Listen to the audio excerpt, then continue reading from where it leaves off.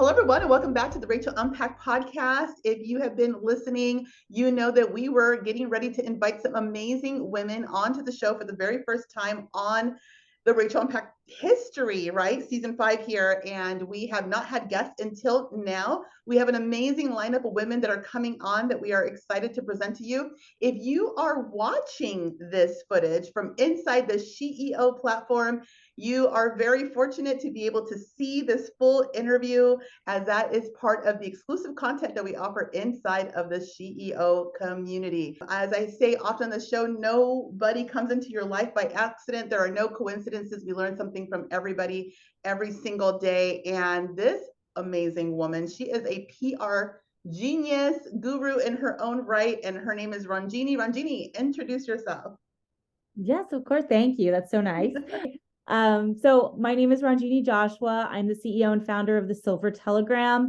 We're a PR agency for tech companies. We help drive brand visibility and media relations and brand awareness and thought leadership in the tech space for executives and their brands. I started the agency back in 2011, and we've been working with all kinds of technology companies, be it gadgets or software or video games. We've kind of hit it all. And I've got a team that is virtual, 100% virtual, and they're based all across North America and globally in the UK and India as well. So we're having a lot of fun doing what we do, and PR is one of those things that I think is essential for every entrepreneur to understand and know and kind of develop their own sense of PR. Also, you and I have talked about it before. Yes. So yeah, that's me. That's Ronjini. I love that you're saying that, because it's so often that we don't know what we don't know. And even myself, that I've been, 20 plus years, again, we don't want to age anybody, including myself on here, in the media, advertising, publishing space, there's not always a clear definition of what PR is. And I think what people think it is not what it is. So we'll get into that in just a little bit. One of the things that I wanted to sort of begin this interview with is the fact that you are a mompreneur. So you're not just an entrepreneur, you are a mompreneur. A lot of the women that are in the SHEEO platform and following along on the newsletter and all the different content that we're putting out now this year, they are moms. Many of them, by the way, that may even be listening on the Rachel Unpacked Podcast or watching in the platform, are just embarking on the idea that they can leave their corporate job and start a business and juggle the kids and walk the dog and pet the husband. And the thing that I say over and over again, to be kind of quirky about it, but I would love to hear sort of your mommypreneur journey. Yeah, well, yeah, that leaving your job is a big step. And I think, like, when you mentioned that, I was like, it is essential. If you are thinking of doing something on your own, you have to leave. It doesn't work otherwise, because everything's like part-time. It's not even part-time. It's like a fraction of your time, and it's hard to focus and you can't really get anywhere. But my journey started before I became a mom. So I have a little bit of an advantage, because I established the business but about 4 years before I actually became a mom. Okay. And then I had my first one, Aria, and that was interesting. It was a bit of a challenge. It was really sad, and I'm sure all moms understand how it is to go to work and have to leave your baby. And that was the one baby where I was like, oh my God, you're taking her to the beach? No, you're not taking her to the beach. You're not taking her anywhere without me, because I didn't want to miss, all of those first things. Yes. Yes, and someone once told me, it might be her first time, but there'll always be a first time that you can have with her, like together. Yeah. So, I kind of put that in my brain, was like, okay, well, when I take her to the beach, it'll be our first time. And so, I kind of had to adapt to that idea. And then we had number 2. And then we had number 3. Child is always like, it's fine. They're eating dirt. They'll survive. Number 2, I was literally on, I always tell people this story, they think I'm nuts. I was on a conference call while I was in labor. I was just like waiting, because I didn't want to go to the hospital too early, because, you just wait there. Yeah. And so I was like, oh, well, I can just take this last phone call. So they're like, aren't you supposed to be, off. And I was like, well, actually, I'm in labor right now. And they're like, okay. And they're men, so they don't understand. Oh, yeah. But I was like, oh, it's okay. I'll just finish this call and then I'm going to head right to the hospital. Don't worry about me. So yeah, I mean, you're right. Progressively, the more children you have, the less traumatic it is. So yeah. So then once I had the second one, we were really busy. I was working a lot, and that's actually the time when I made my entire office remote. I started getting a lot of remote workers, and it was just me and like the administrative person in the office. And we had a 1,500 square foot office. It was like kind of ridiculous. And I was like, we don't need an office anymore. This is it. Let's go remote. So we went the whole like co-working space route. And in 2018, I took both of my kids. One was like under 1 and one was about 3.5 or something. And we actually went to Europe for 4 months. And I was like, I can work from anywhere. I have my own boss. This is great. I'm going to go, and we're just going to go to places that I know have working spaces. I was a member of WeWork at the time. And so we chose cities that had a WeWork or co-working space. So I remember you telling me this story, and my 20-something-year-old son was standing next to me. And I remember he looked at me after and said, what are we doing? It was like, what are we doing? Because he knew that for years, right? We had been working from home. I'd been working from home. He's doing his own thing. And we had traveled as like a traditional, okay, we're going on vacation, we can work behind. But when you said this, I was literally mind blown. Talk about, that's why, ladies, like you need to be around other women that are sort of in the stratosphere or going in the direction that you hope to go, so that you can expand your thinking about this stuff. Because Ronjini, when you said, oh yeah, we went on vacation and we just said, okay, let's get the WeWork pass and we can travel everywhere. And I just went, wow. So go ahead. Yeah, well, and that was the thing is, as an entrepreneur and a mother and a wife and all those things, it's really hard to find time to take vacation. And in my mind, I couldn't justify taking a vacation. I had a lot of work to do. I'm the moneymaker in the family, so I had to bring in the money, and it made me nervous. Actually, it just made me anxious to go on vacation.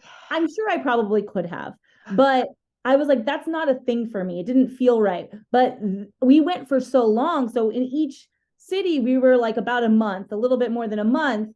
And it gave us the opportunity to, one, experience that place a little bit differently, because we did Airbnbs.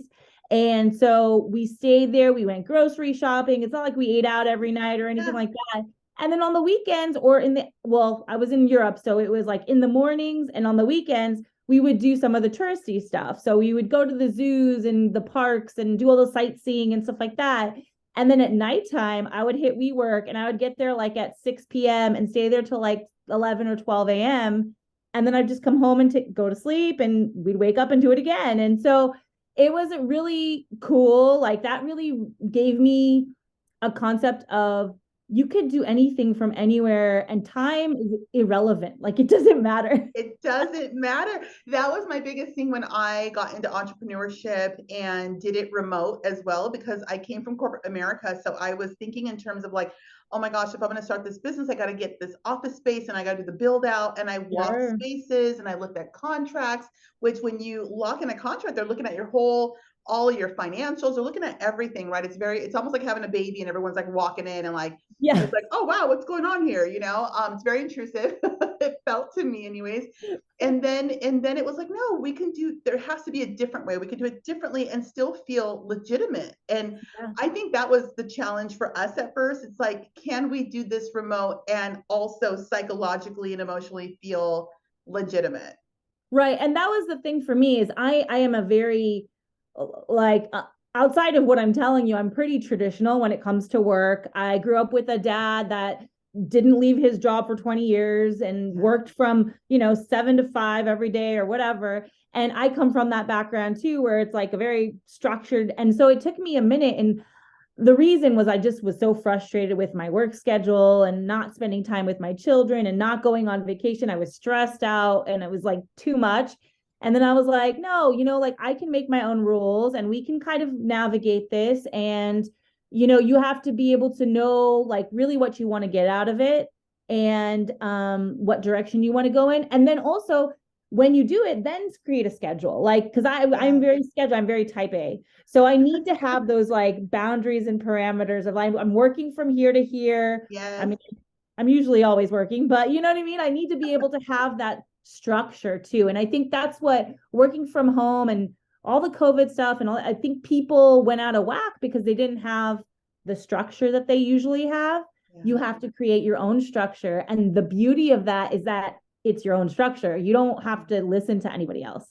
So do what works for you. And I'm just learning now to take time in different times of the day where it makes sense for me, where I'm most productive. So like in the morning, I'm most creative and productive, or I need to run to be able to have like my creative juices flowing. So I incorporate those things into my schedule like it's work. And sometimes I feel guilty because I feel like, okay, running is not work, or doing creative things is not work.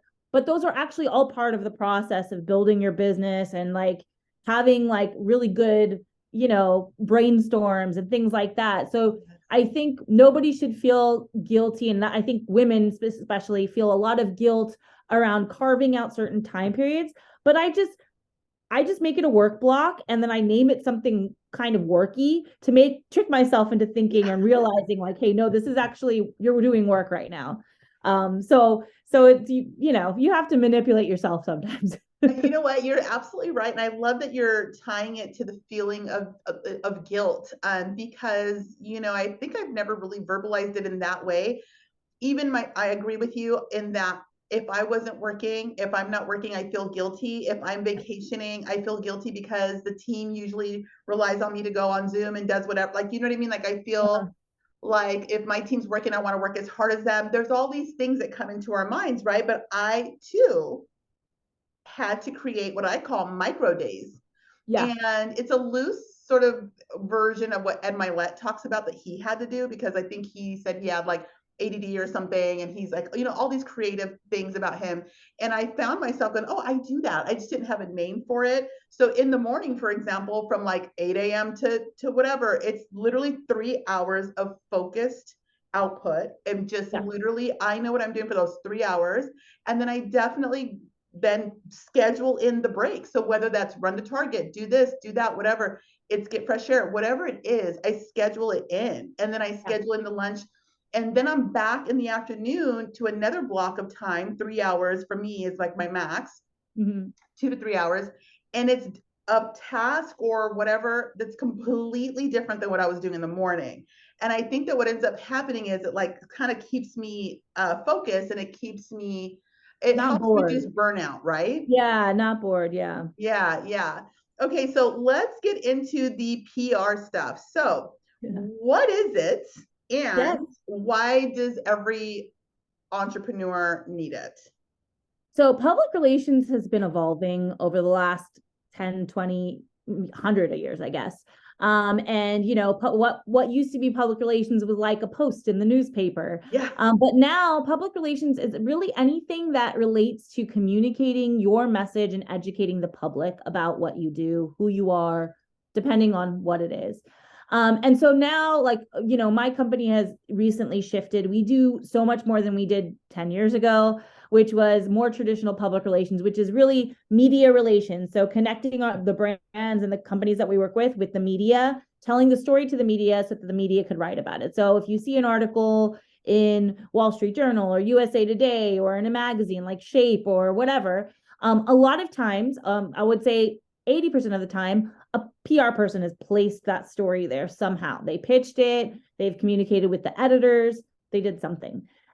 So that was kind of more the traditional side. But now with social media, digital marketing, email marketing, all these types of things, there's a lot more content development happening. And so PR is on the storytelling side. We're on the side where we kind of give you more of the facts. Marketing is on the side. I always have to tell people the difference between PR and marketing. Marketing is on the side where you're selling something, right? So you're maybe embellishing a little bit more, or you're a little bit flowery in the way you're speaking. So it's really amplify it. Yeah, it's a tonal adjustment. PR is the facts and marketing is the flowery stuff. That's like kind of the easiest breakdown to make. So now we actually collide. Those worlds are colliding, and we do, everything from press releases on new products to thought leadership, which is basically building expertise in an executive within the company, to posting social media content, which everybody knows. So it's a kind of a combination now of anything, but PR, to sum it up, is probably really just the way your voice and your tone of how you communicate with the public and the messages you want to get out related to specific goals that you might have, whether it's selling a product, becoming a thought leader, or maybe getting investors or something like that. So you're targeting these specific goals, and then you're communicating based on how you want people to see you.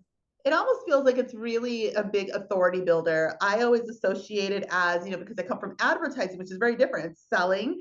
Yeah. It's very aligned with marketing. And it's true. You're trying to sort of convince people to take some sort of action, where I always viewed PR as like the street cred. Like if PR, like you said, is the facts, it's like the difference between Dateline News and TMZ almost, you know what I mean? It's like you would hope that you would watch Dateline News or whatever news organization that's actual journalists who took an oath and all that, and go, oh, okay, I can trust this a little bit more, or maybe not, depending on your political stance at this point. Well, I mean, that's why the media landscape is shifting so much, is because most people don't trust the media They anymore. don't, yeah.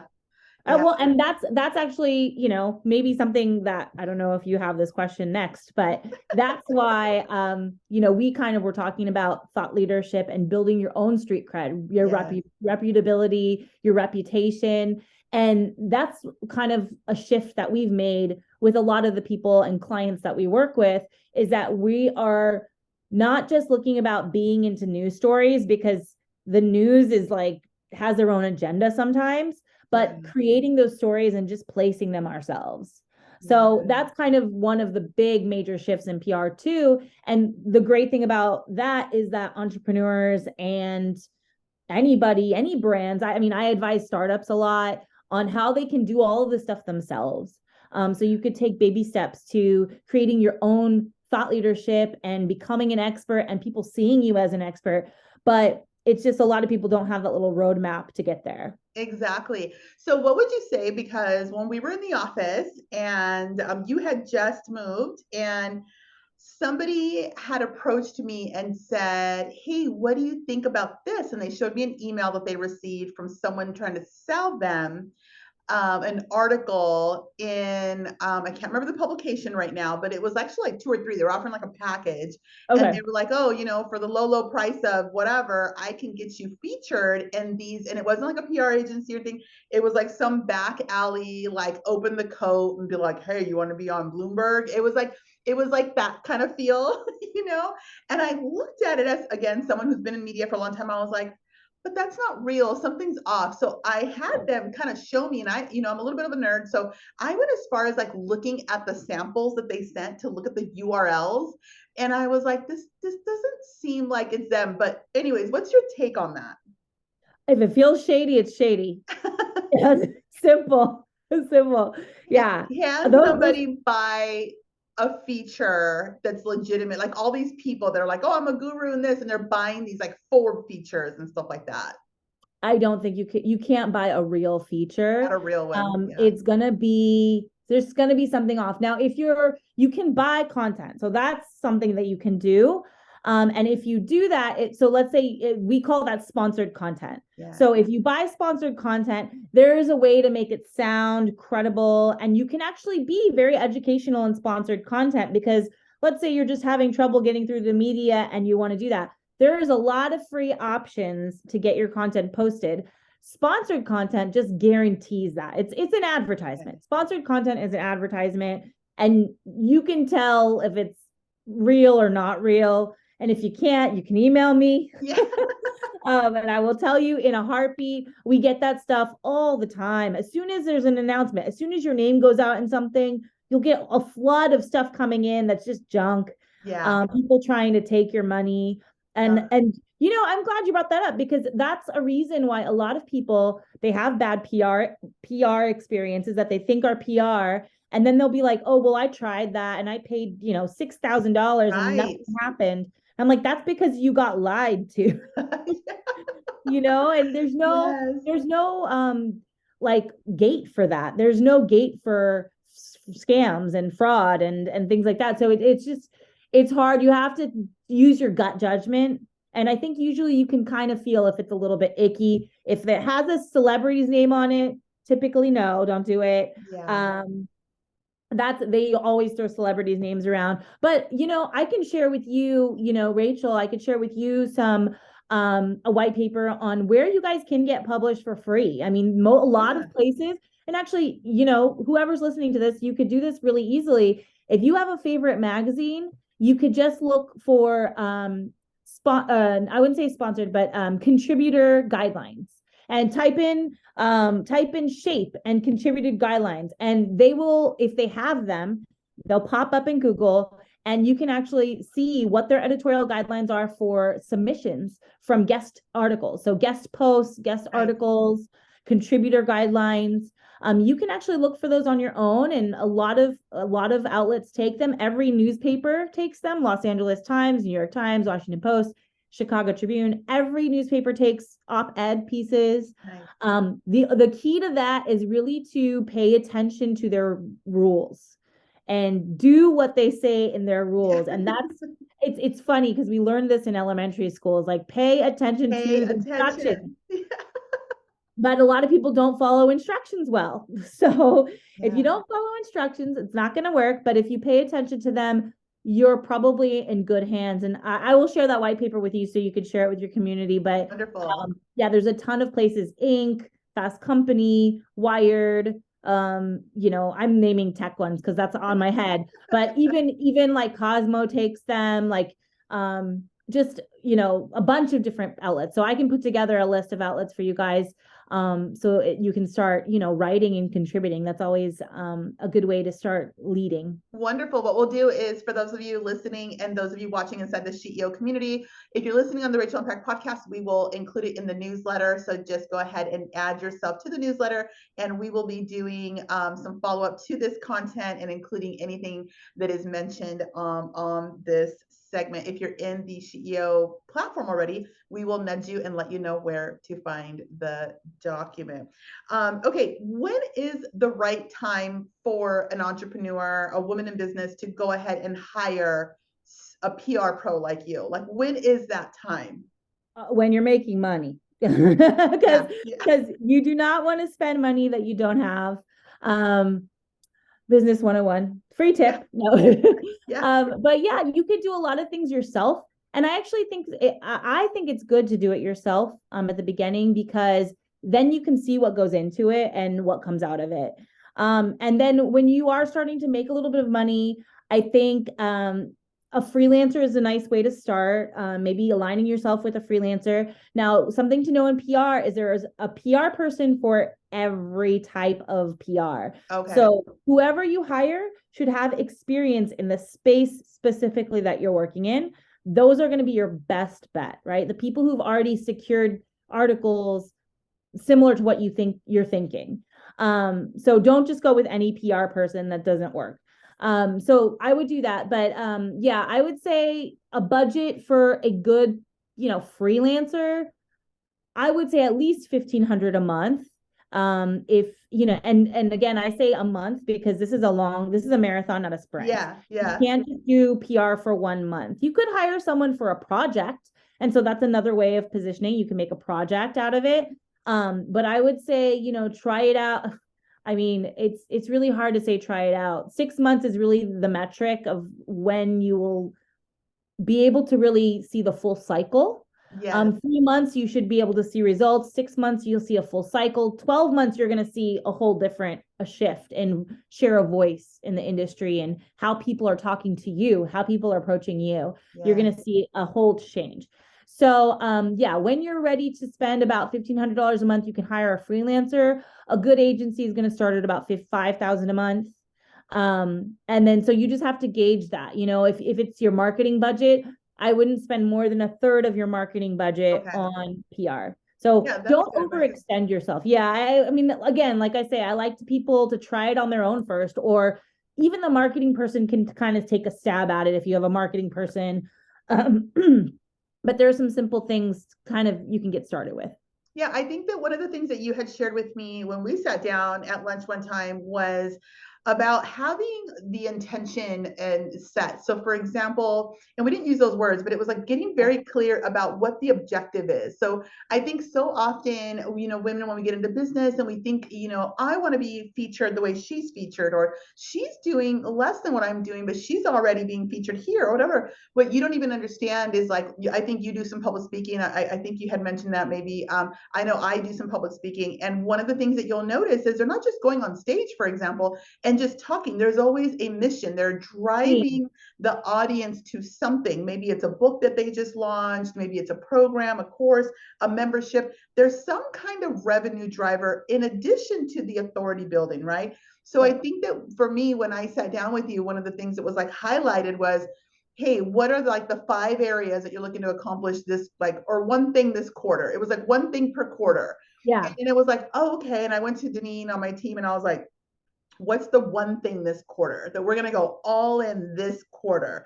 And then it's like having that every quarter. And then now you start to shift your puzzle pieces into place. You go, oh, okay, so we actually need some paid marketing here, and we need some editorial here, and we need some da-da-da here. And this is what the social media should look like. And then it all becomes very cohesive. Yeah. And you can build around that single theme. And it could be one, it could be three target things or one target thing. But yeah, I think that really, again, it's like a whole communications thing. It's a strategy of making sure that what you're saying is resonating, because that marketing rule, I think that the number has increased. I think it used to be 7 times you have to see something. Now it's like 14 times or something, like 14 like that. or 15. Yeah. Yeah. So repetition is good, and it might be repetitive to you, but it's not repetitive to your audience, and they need to hear it multiple times. So you need to feel like, and this is part of authenticity, is that you're saying the same thing continuously. You're not changing your mind. You're not scattered. Yeah. You have a mission, and that mission is going to be related in whatever you communicate.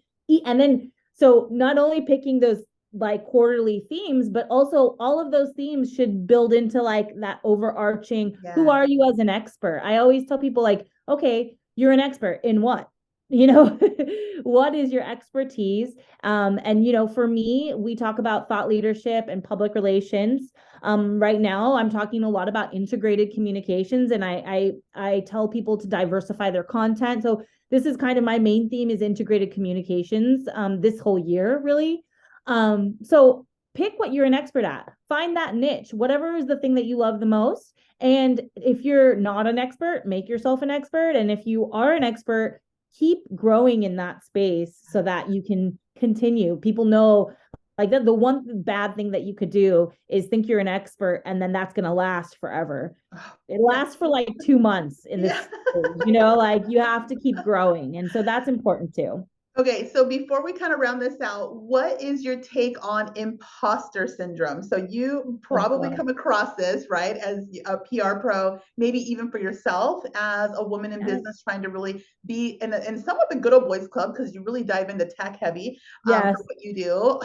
and also, for the women that are listening and watching that are like, they know maybe they did something for a living for someone else for 20 years, but they're struggling with doing that for themselves and feeling like they are, that they have imposter syndrome, basically. Yeah. So I think we all suffer from that. And someone in my team shared this picture, and I don't think she meant for us to see it, but she has these things on her iPhone, and it says, know your worth, control your emotions, and never settle. And we were all like, that is so awesome. Like, don't ever feel like you're be the person, even if you're not the person now, be your future self. I've been doing all this future self stuff, and yeah, it feels a little unnatural at first, but the more you do it and realize all those things come to fruition, they all manifest, then you realize, okay, you know what? Everybody is doing this, and this is how you move things forward. Everybody's doing it. Everybody's an imposter. until you're not. And then you're an imposter because you're growing to the next thing. So if you're not an imposter, then you're not doing anything. Yeah. I mean, Yeah. we can't all be everything, but I think that's a really dangerous place for us to, I'm sure a lot of us can get depressed over it. And I've thought about it too. I'm like, what am I doing? Like, I'm Oh not this yeah. person. But then I think twice, and then I'm thinking, well, no, I might not be this person today, but I want to be this person. So let's keep it going, And so I think it's a really like good to check in with yourself, and then that's, everybody's brain health is different these days. But I think, yeah, imposter syndrome, I think, is real for a lot of people. And I think if you check and see like, okay, hey, why do I feel like an imposter? What am I doing on a daily basis? Am I really posing to be something I'm not? That's basically imposter syndrome. But like I think once you realize you are the person you say you are, or at least that you're working towards it, I think you'll find a little bit of relief. But women in general, especially women who are overwhelmed with family, because like right now, my kids are bad ages. I'm not gonna lie. Like I am struggling. I'm struggling with the whole mom thing.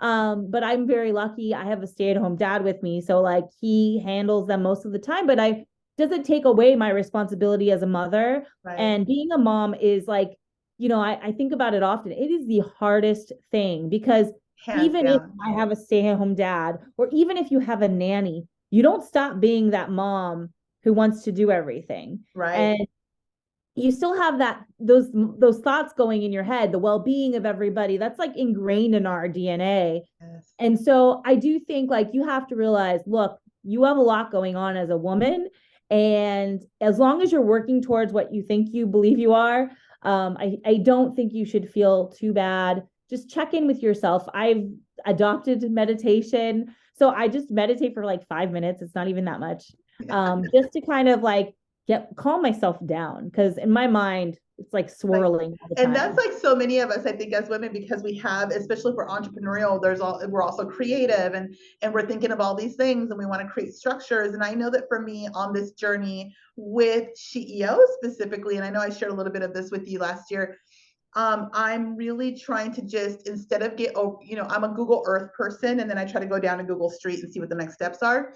And I am really working on really narrowing down, actually having a Google Earth view of myself and my processes, and trying to identify what is it about the way I do things that can help others. And that was difficult for me to do, because then it's like, well, who am I to make me so special to think that anyone's going to care? That's number one. And then number two, what it did was I was able to take that kind of angst and go, and then create the tools I wish I had a year ago, create the tools I wish I had 5 years ago.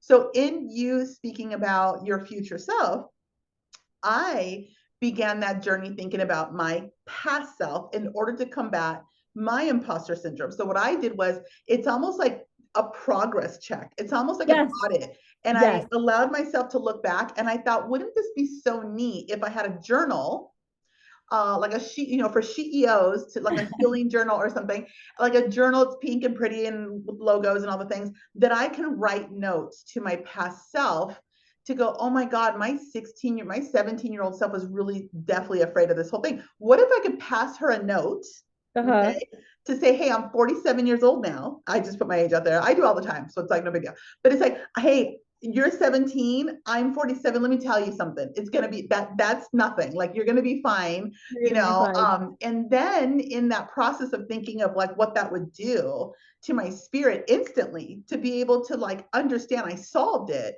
Not only does it look how far you got from that. It's the breadcrumbs. It's like collecting the breadcrumbs and making a cake out of it. And then it got me to sit there and go, imagine the power of like then projecting where I'm now going to be 5 years from now or next year. And what does that look like if now that I healed 17-year-old me, right? Or 27-year-old me, or whatever year-old me that I wrote a note to in the past, that girl, she's done. She is good.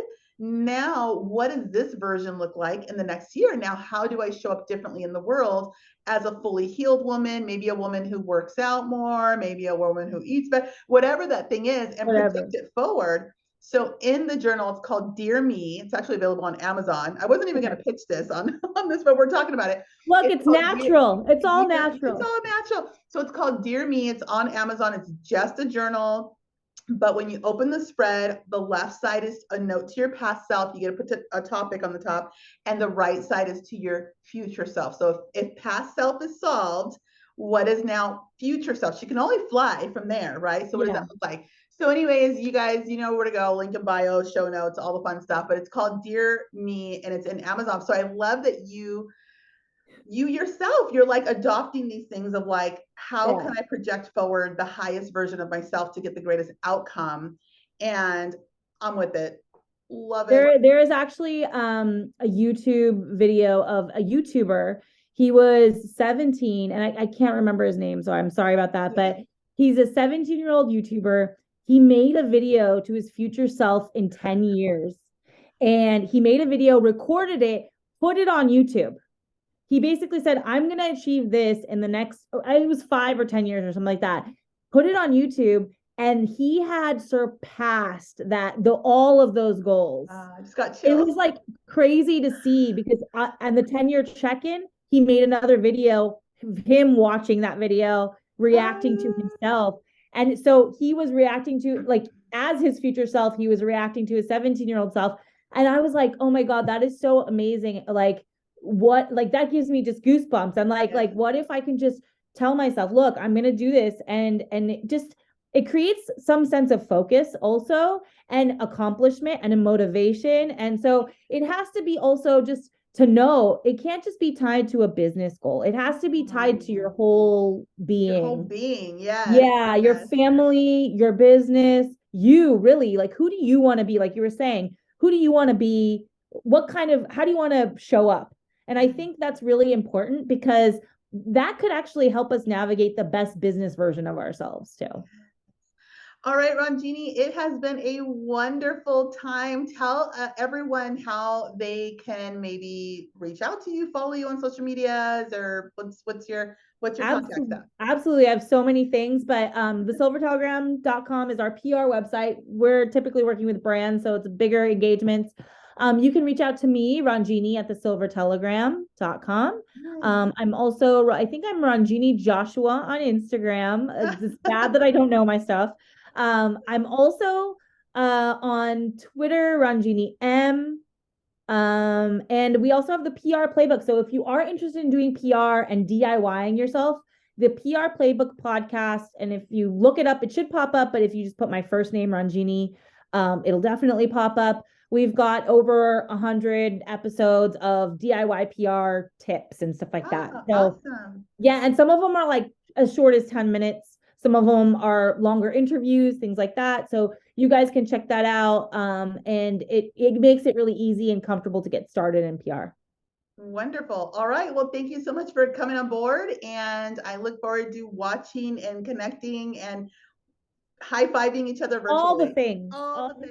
If you're new to my content and you want to tap into resources, workbooks, courses, masterminds, a community of like-minded women that can support you on your entrepreneurial journey, head on over to my website, rachelmedina.com, and click any button you see that says SHE E00, and it'll take you right on over there. In the meantime, if you're not doing so already, please follow me on social media at Rachel Medina 101. Let's go.